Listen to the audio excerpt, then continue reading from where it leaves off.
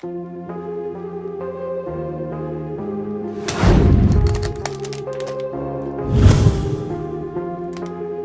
have a new module. This is Max 9814. Max 9814, the IC. Included in the package is the pin header. We're going to connect here so we can use this for the breadboard. Ground, BDD, gain, out, AR. We're going to verify why is it called the electric microphone amplifier. So we're going to verify this module.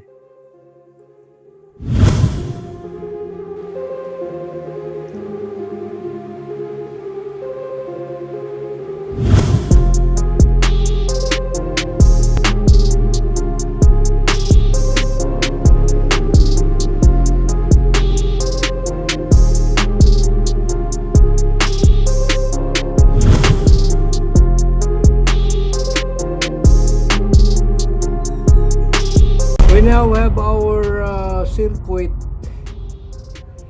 This is the module connected the output to the tester, and then the power, it's 5 volts. Let us powering the circuit, 5 volts, and then the output is DC. And we have 1.23 volts DC.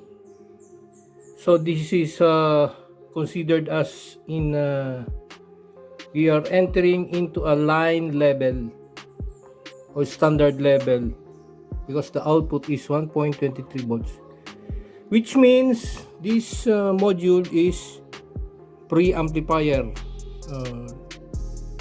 This is not a speaker level. This is just a line level or standard level. And then let us speak low, low, mic test, low, low, low, low. So you can see here it starts to increase the voltage. We can see here that there is a, we call that DC offset 1.25 volt. Let us see that DC offset voltage. Now that our module is connected to the oscilloscope probe, and then power 5 volts. So we can see now the output using the oscilloscope.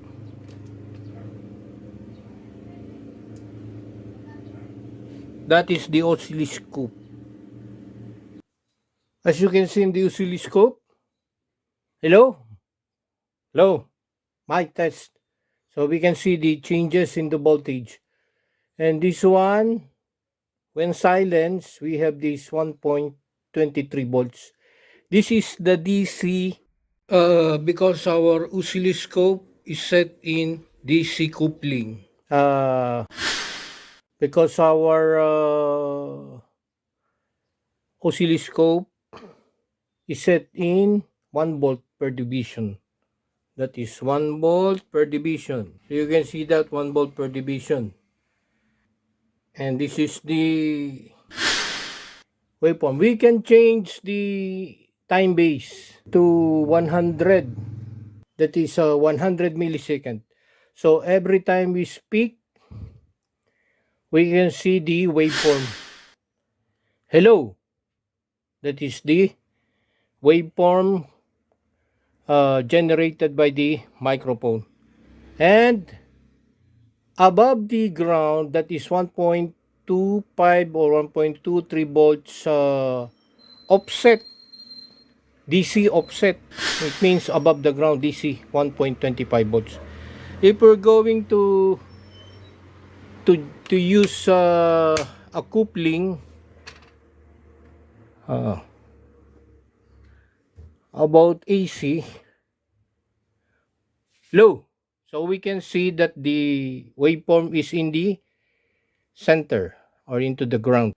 We are just seeing, or we can see just the waveform, the AC component of the signal or the voice. So this module is uh, a pre-amplifier line level. Low. You can see the signal here. It's composed of positive and negative voltage because we are now in the center or the AC coupling. AC coupling means we don't have DC offset. If we're going to set that again to DC coupling,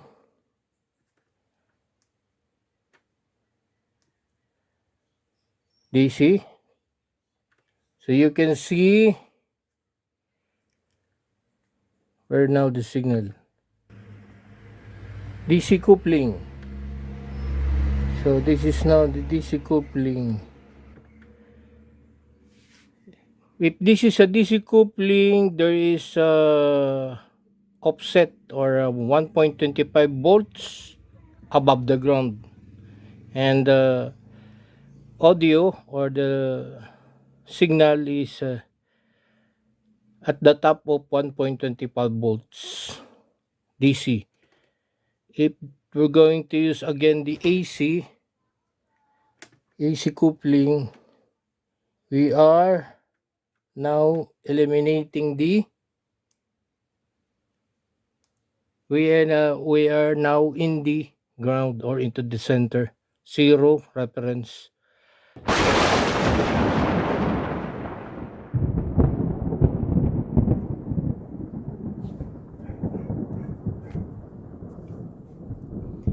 We now have the Max 9814 electric microphone amplifier.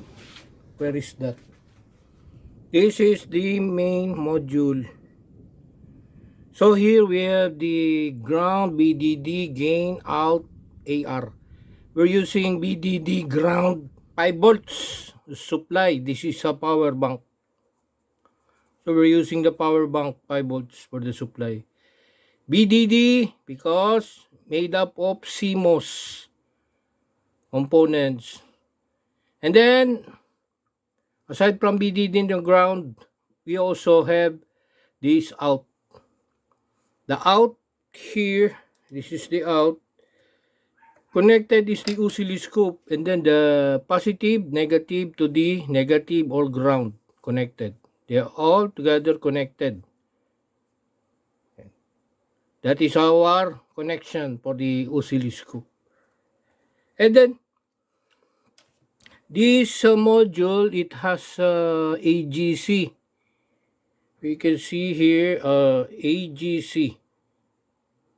AGC, automatic gain control. It means it has it can boost low level signal, and it has a built-in compressor so that to keep or to prevent from distortion whenever there is a high level signal. So there is an internal or built-in compressor for the mic on board this module. And then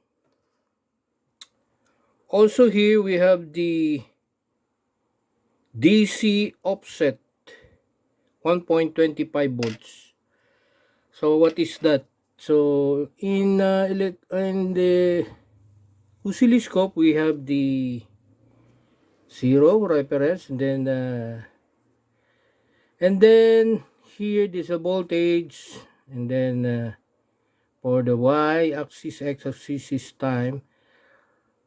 This is the offset from 0 to 1.25 volts. It means this is 1.25 volt DC offset or DC component.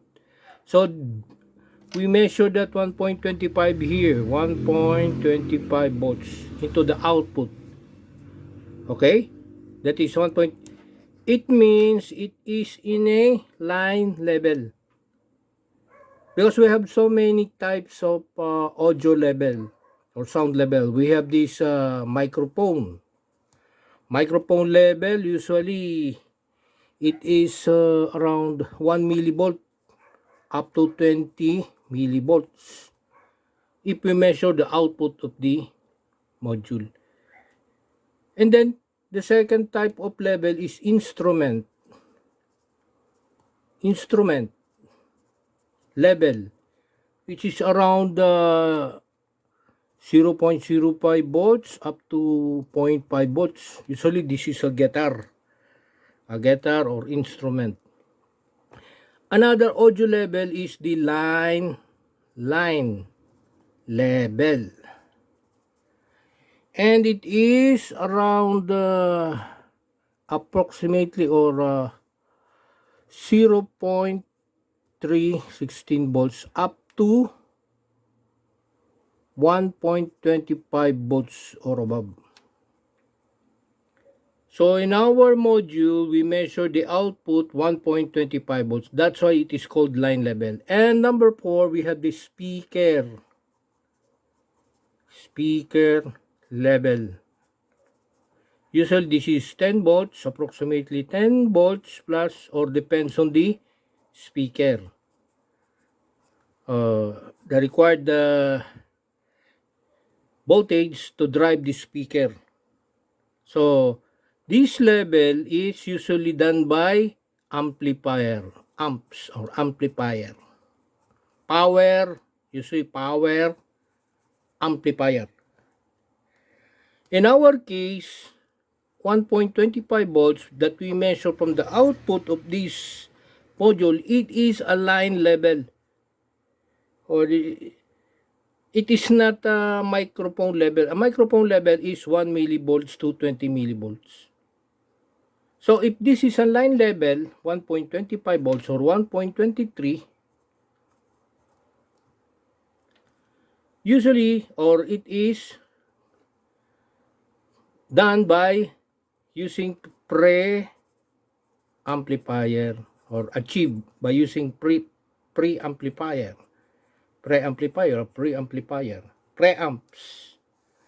So this module MAX 9814 electric microphone is not a power amplifier. It is a preamplifier, because it can boost the microphone level up to 1.25 volts, and every time we speak, it changes the voltage, increase the voltage. So here, if this is 1.25 volts above the ground, it is in DC coupling range. DC.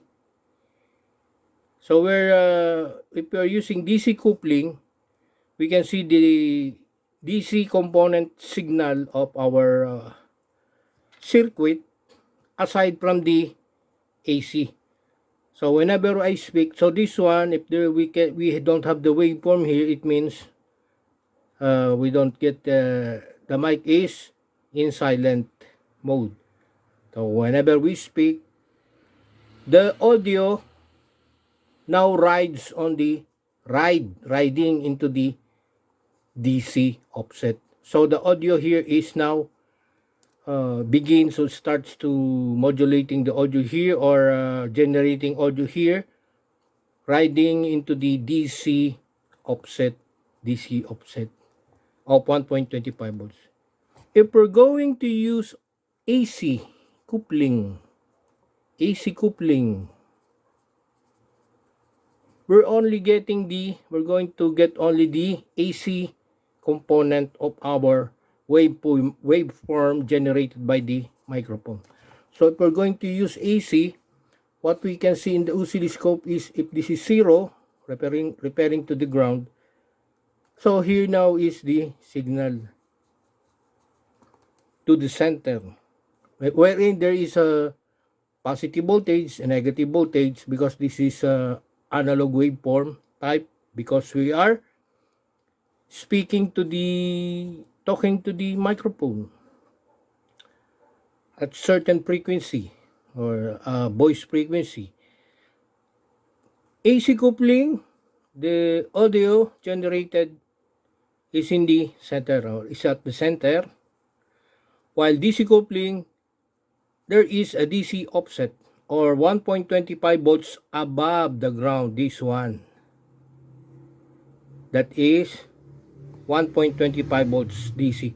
So when we're using DC coupling, we're going to see the actual waveform generated by the circuit, because here we have the DC component, and then from the DC component, it is just like an imaginary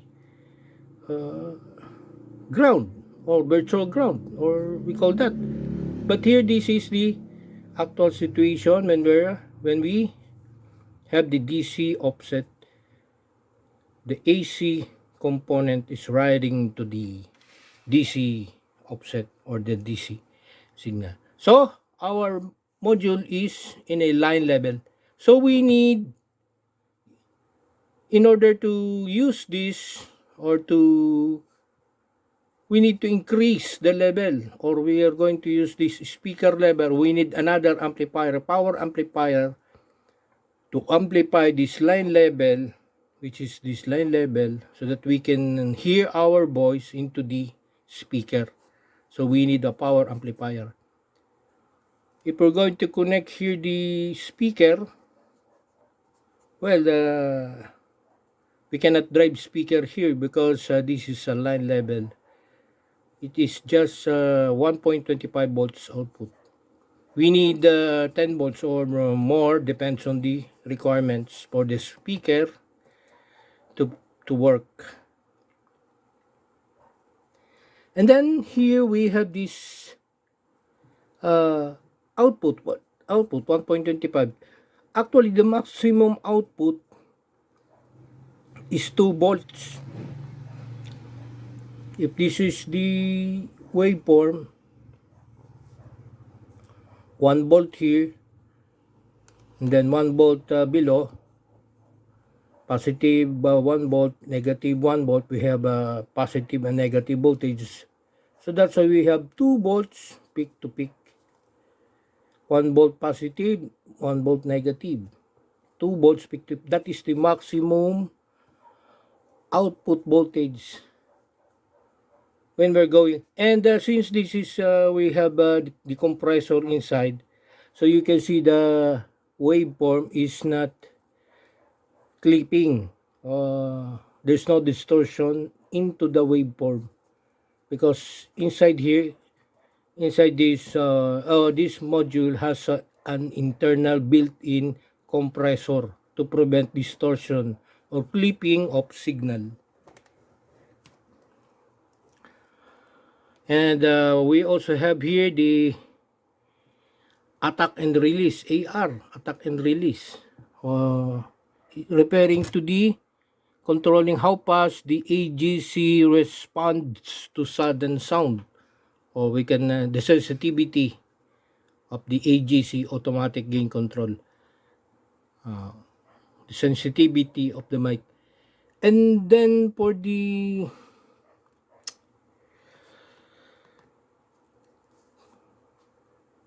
gain, we have the gain. The gain is referring to the amplification, or the how intensity of the sound, or what is the maximum sound we can produce. If we're going to connect this gain, or we leave this gain, no connection, we have 60 dB. That is the unit of sound, dB, 60 dB. If we connect the gain to the ground, connect the gain to the ground, we have 50 dB. Decibel is the unit of sound. If we connect the gain to the BDD or the supply, we have 40 dB. So that is the dB is unit of sound, decibel. So we leave that gain floating so that we can have 60 dB. We can have a maximum sound or audio signal into the circuit. So we leave that floating. We no connection for this gain. That is the Max 9814 electret, referring to the type of microphone, electret microphone amplifier.